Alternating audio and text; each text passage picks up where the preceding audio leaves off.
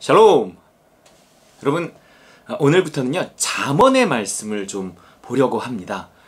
잠언은 지혜에 관한 솔로몬의 잠언이죠. 이 잠언을 시작함에 있어서 뭔가 기대감을 가질 수 있는, 야, 이 잠언은 말이야, 이걸 니들이 잘 이해할 수만 있으면 최고야! 막 이런, 약간 그런 기대감을 가질 수 있는 말들을 서두에 써놓고 있는데, 이거는 마치 요한계시록도 비슷한 게 있거든요. 제가 요한계시록 1장 3절, 요한계시록을 시작하면서 이제 요한이 이렇게 말해요.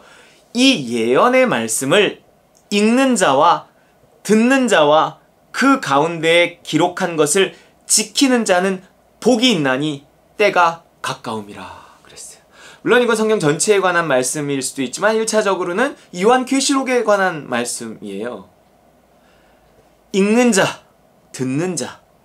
당시에는 말씀을 이렇게 회당 같은 데서 두루마리로 된 것을, 이런 성경책이 있진 않았으니까 이렇게 읽으면 듣는 사람들이 있었어요. 지금도 목사님 설교를 하면 듣는 사람 있죠? 읽는 사람 있고 듣는 사람 있고, 그러나 두 사람 다 거기에 있는 걸 지키는 자가 돼야 되겠죠. 이게 복이 있다, 때가 가깝기 때문이다, 이렇게 말씀을 하고 있습니다. 맞아요. 읽고 듣고 지켜서 복받는 이 성경 전체가 그런 말씀입니다. 때가 가깝기 때문에 그래요. 그래서 우리가 이 잠언의 말씀을 오늘날 우리가 읽는다는 것이 어떤 의미가 있는가?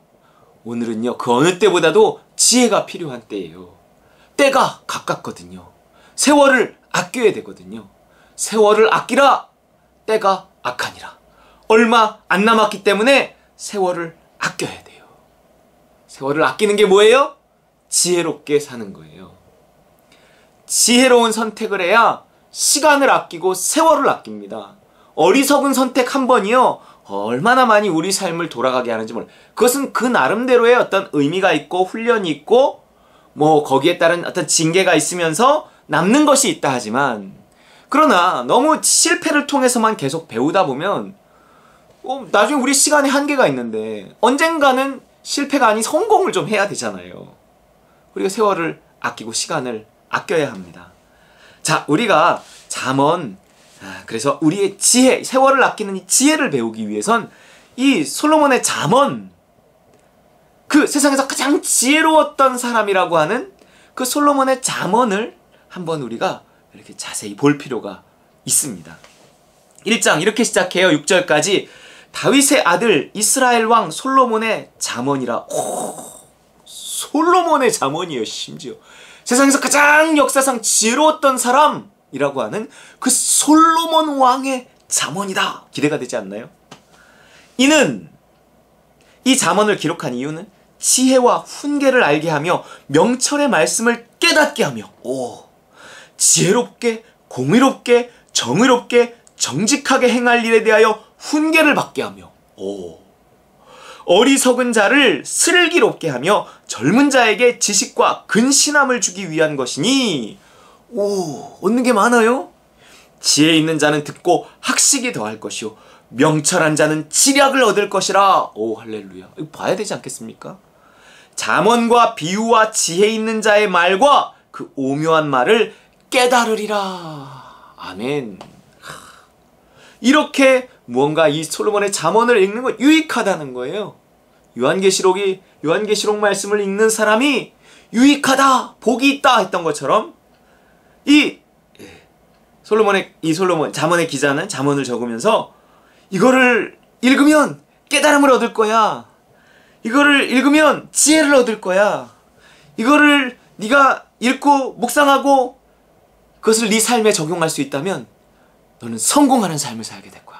이렇게 광고하고 있는 것입니다. 그럼 우리 봐야 되지 않겠습니까? 네, 잠언 1장이 이렇게 시작을 하고 있습니다.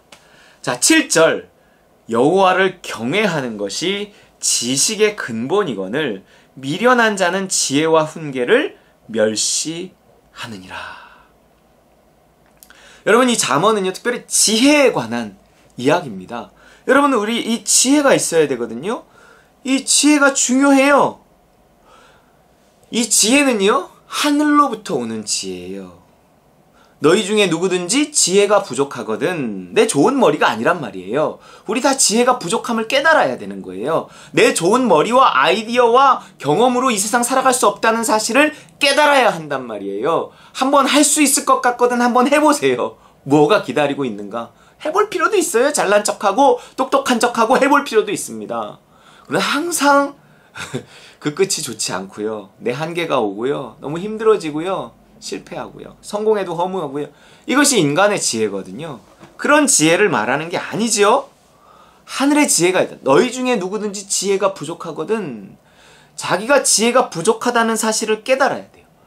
하나님의 지혜가 필요하다는 사실을 깨달아야 돼요. 그래야 기도가 나오거든요. 지혜를 구하거든요. 하늘에 계신 우리 아버지가 돼야 그 다음에 기도가 성립되는 것입니다. 하나님이 하늘에 있다는 사실, 내가 땅에 있다는 사실을 깨달아야 돼요. 그런데 이 사람이 자꾸 잘난 척하고 똑똑한 척하고 지 스스로 지혜로운 척해서 자기가 하늘에 있는지 안단 말이에요.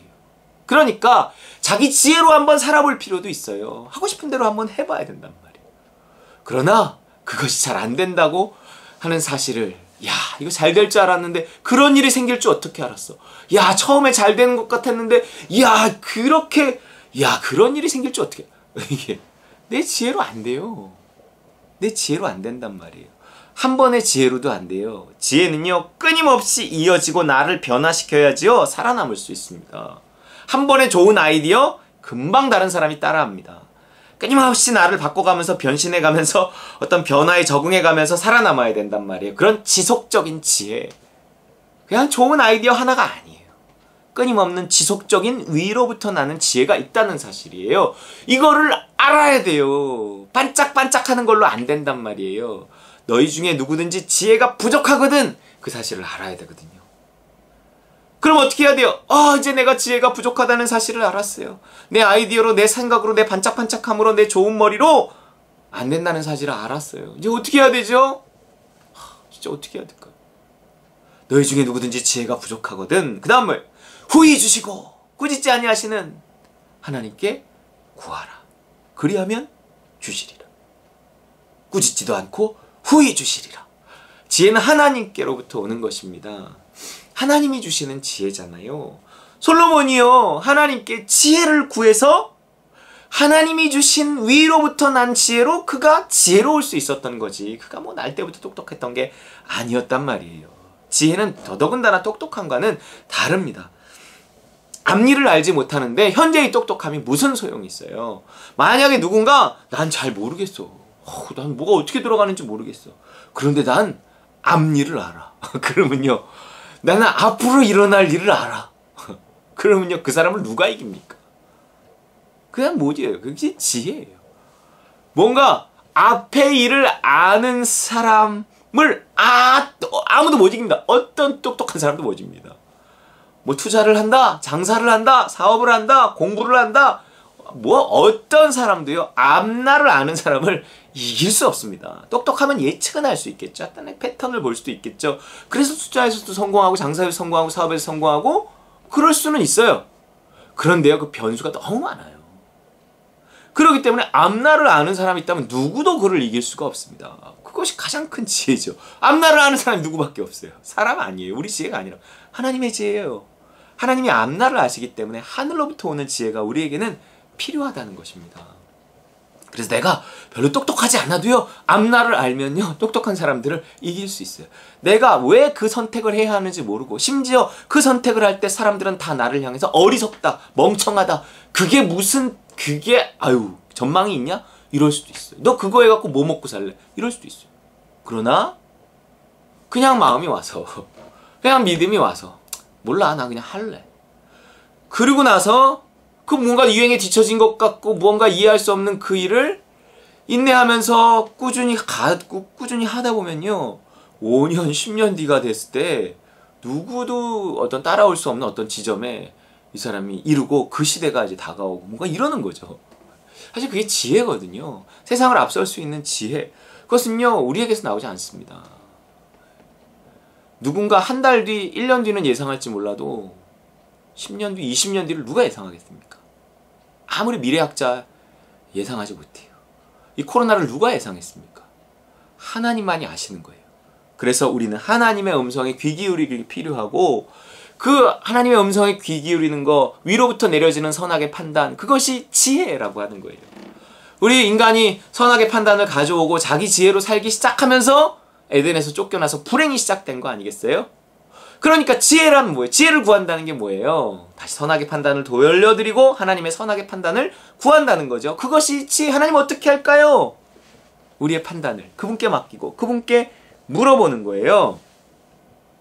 그렇기 때문에 지혜는 위로부터 와요. 그래서 그 지혜와 지식, 진정한 지식, 진정한 지혜의 근본은 뭘까요? 어떻게 위로부터 나는 지혜를 내가 얻을 수 있을까요? 그 지혜의 근본, 지식의 근본, 뭐라 그러는 거예요? 7절, 여호와를 경외하는 것 이랬습니다. 여호와를 경외해야 돼요. 하나님을 두려워해야 됩니다. 잘났다고 내가 막 내 지혜와 내 영리함과 내 경험을 의지해갖고 나 똑똑함을 의지해 살아서는 안 돼요. 하나님 무서워할 줄 알아야 돼요. 하나님 어떻게 할까요? 이렇게 물어야 돼요. 두렵고 떨리는 마음으로 하나님 인도해 주세요. 하나님 도와주세요. 나는 어리석어요. 나는 몰라요. 나는 무능해요. 무지해요. 하나님 도와주세요. 난 할 수 없어요. 나는 땅에 있어요. 하늘에 계신 아버지 도와주세요.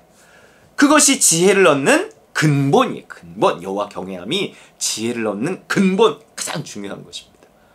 여러분 오늘도 이 여호와 경외함 가지고 하나님 바라보며 주님의 지혜만을 의지 살아가시는 저와 여러분 되시기를 주의 이름으로 축원합니다.